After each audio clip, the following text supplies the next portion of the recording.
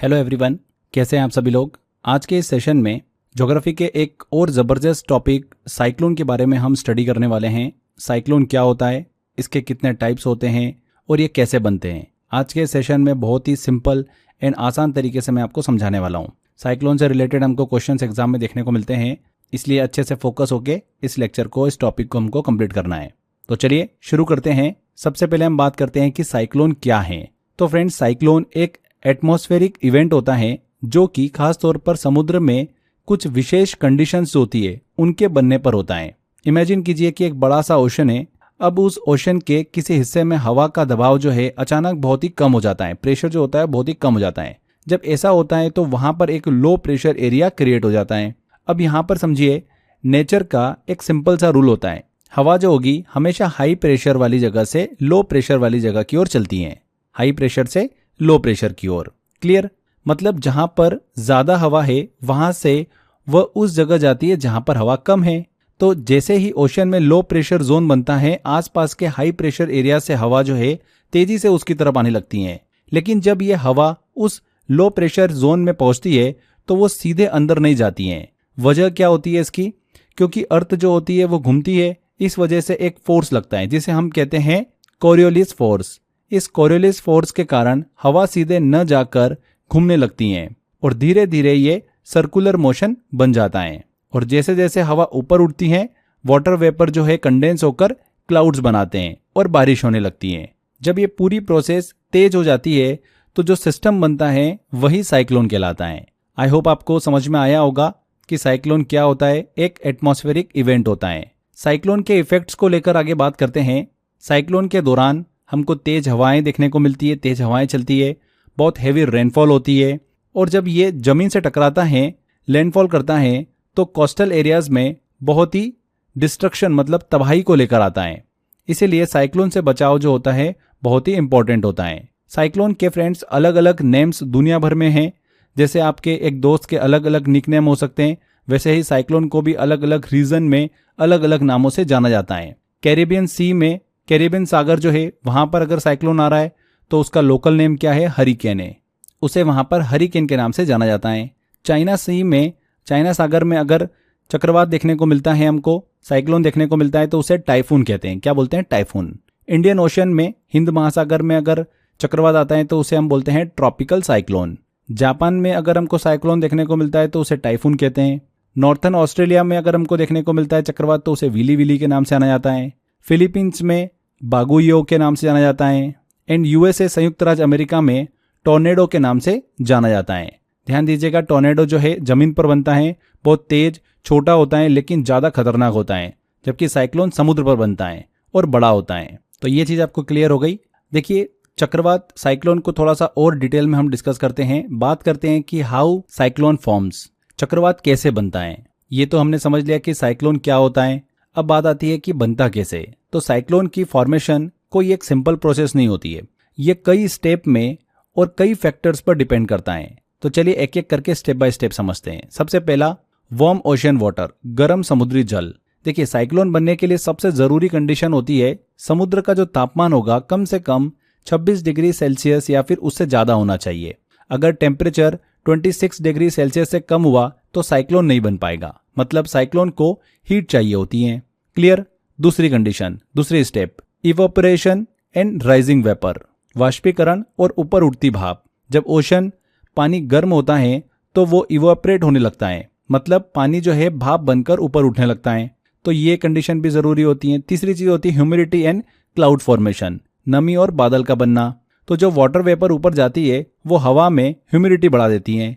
ऊपर जाकर ये वेपर ठंडी होकर कंडेंस हो जाती हैं और क्लाउड्स बना लेती हैं, बादल बना लेती हैं।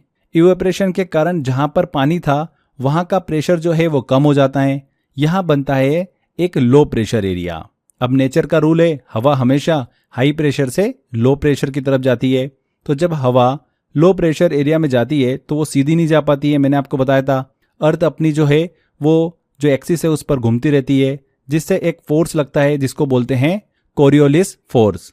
इस फोर्स के कारण हवा सीधे जाने की बजाय घूमने लगती है। अब यहां पर एक चीज ध्यान रखिएगा, नॉर्थन हेमिस्फीयर जो है, उत्तरी गोलार्ध, वहां पर हवा जो है उसमें एंटी क्लॉकवाइज घड़ी की उल्टी दिशा में घूमती हैं।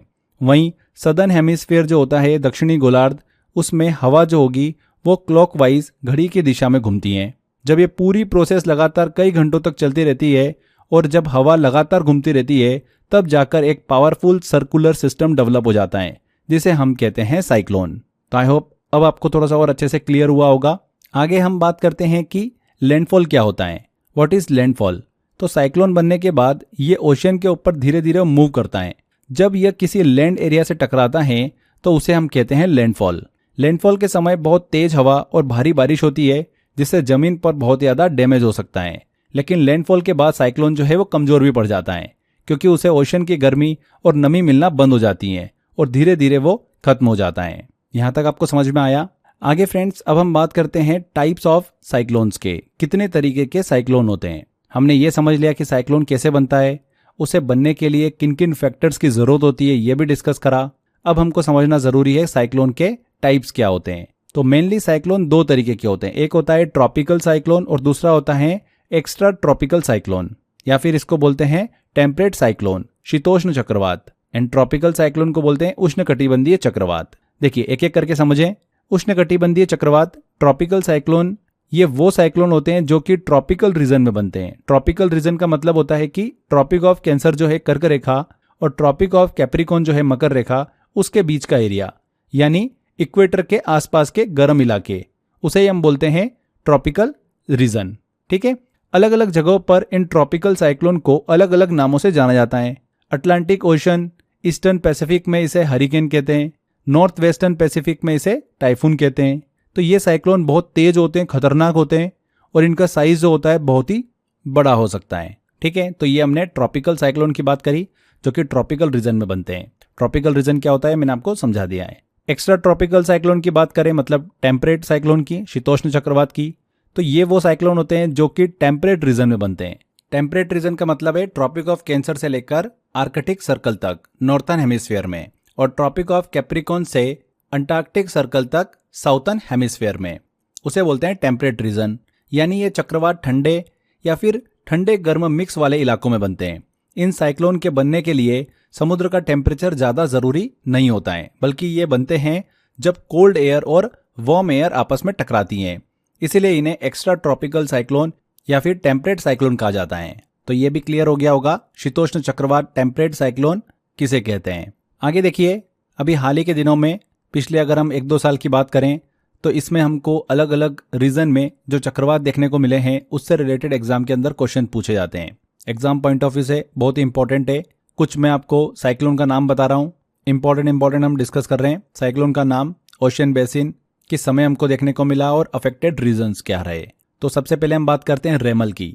यह बे ऑफ बंगाल में देखने को मिला। 24 से 28 मई 2024 के दौरान हमको ये चक्रवात देखने को मिला था। इंडिया के वेस्ट बंगाल और बांग्लादेश को इसने अफेक्ट किया था। इसके बाद हम बात करें असना की, तो ये अरब सागर में आया था। अरब सागर में बहुत ही कम चक्रवात आते हैं, बट अगर चक्रवात आते हैं तो वो काफ़ी इंपॉर्टेंट होते हैं जो एग्जाम में पूछे जा सकते हैं। तो असना अरब सागर में आया था। ये अगस्त सितंबर 2024 में हमको देखने को मिला। एमपी, गुजरात और पाकिस्तान के कुछ इलाकों को इसने अफेक्ट किया था असना। दाना की बात करें तो बे ऑफ बंगाल में आया था अक्टूबर 2024 में। भारत के अंडमान सी को इसने अफेक्ट किया था। फेंगला की बात करें तो ये अरेबियन सी में आया था नवंबर-दिसंबर 2024 में।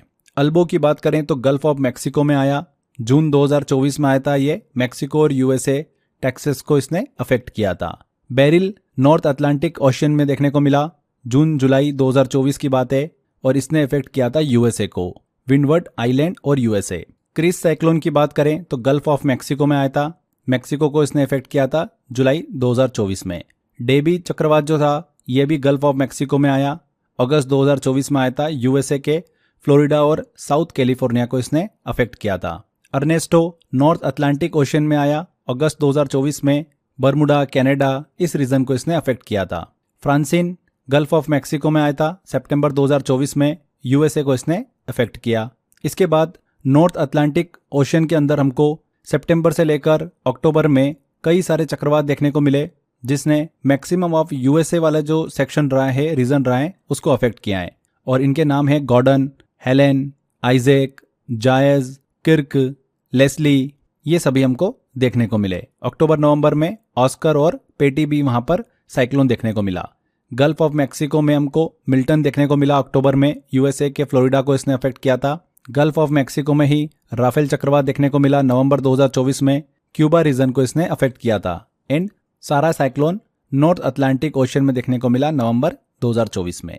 तो ये मैंने कुछ इंपॉर्टेंट बताएं, इसमें 3-4 बहुत ही ज़्यादा देखिए इंपॉर्टेंट है जो कि एग्जाम में पूछ सकते हैं। रेमल, असना, दाना, फेंगला और अल्बो, तो इन पे एक बार नज़र डाल के जाइएगा एग्जाम में जाने से पहले। तो यहाँ पर फ्रेंड्स आई होप आपको ये साइक्लोन वाला टॉपिक अच्छे समझ में आया होगा। साइक्लोन क्या होता है, कैसे बनते हैं, कितने टाइप के होते हैं, और कुछ इंपॉर्टेंट साइक्लोन जो भी हमको देखने को मिले 2024 में वो भी हमने अच्छे से डिस्कस करे हैं। तो यहाँ पर हमारा ये सेशन कंप्लीट होता है। चलिए इस टॉपिक से रिलेटेड क्या एग्जाम के अंदर क्वेश्चंस बन सकते हैं, कुछ क्वेश्चंस लेते हैं और सॉल्व करते हैं। पहला क्वेश्चन है, उष्णकटिबंधीय चक्रवात ट्रॉपिकल साइक्लोन बनने के लिए समुद्र का न्यूनतम तापमान कितना होना चाहिए? 20 degree Celsius, 24 degree Celsius, 26 degree Celsius या 30 डिग्री सेल्सियस? तो ट्रॉपिकल साइक्लोन बनने के लिए समुद्र की सतह का तापमान कम से कम 26 डिग्री सेल्सियस होना चाहिए।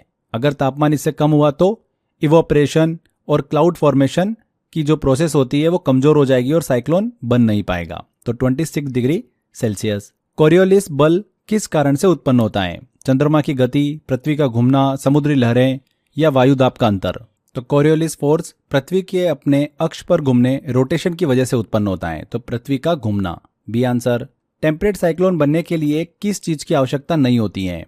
तो टेम्परेट साइक्लोन बनने के लिए समुद्र का तापमान 26 डिग्री सेल्सियस होना जरूरी नहीं होता है। ये साइक्लोन ठंडी और गर्म हवाओं के टकराने से बनता है, जबकि ट्रॉपिकल साइक्लोन को हाई सी टेम्परेचर की जरूरत होती है। तो समुद्र का 26 डिग्री सेल्सियस तापमान रिक्वायर्ड नहीं होता है, सी आंसर। जब चक्रवात जमीन से टकराता है तो उस प्रक्रिया को क्या कहते हैं? उसे कहते हैं लैंडफॉल। निम्न में से कौन सा नाम उष्णकटिबंधीय चक्रवात के लिए प्रयोग किया जाता है? कौन सा नाम प्रयोग किया जाता है? टाइफून एक ट्रॉपिकल साइक्लोन का नाम है जो कि खास करके पैसिफिक ओशन के चाइना जापान रीजन में उपयोग होता है। टॉर्नेडो जो है ये जमीन पर बनता है और साइक्लोन से अलग घटना है। तो यहाँ पर टाइफून बिल्कुल करेक्ट होगा। तो ये हमने कुछ क्वेश्चंस लिए, आई होप आपको समझ में आया होगा किस तरीके से इस टॉपिक से क्वेश्चन बनते हैं। जितनी मैंने आपको डिटेल बताई है अच्छे से उसको कर लीजिएगा। एंड जो लेटेस्ट साइक्लोन अभी हमको देखने को मिले इंडिया के आसपास के रीजन में, क्षेत्रों में, आप उनको नोट डाउन कर लीजिएगा, अपने नोट्स में ऐड जरूर कर लीजिएगा, क्योंकि ये समय समय पे नए नए हमको देखने को मिलते हैं साइक्लोन। तो इस चीज़ को लेकर आपको खुद को अपडेट रहना होगा और जो भी लेटेस्ट साइक्लोन देखने को मिले हैं उनको अपने नोट्स में ऐड कर लीजिएगा, ठीक है? तो एक बार बस नज़र घुमा के ज़रूर जाइएगा एग्जाम में। यहाँ पर हम सेशन को एंड करते हैं। आई होप आपको समझ में आया होगा। ऐसे ही अच्छे से मेहनत करते रहिए, 100% फ्रेंड्स सफलता मिलेगी। Thank you.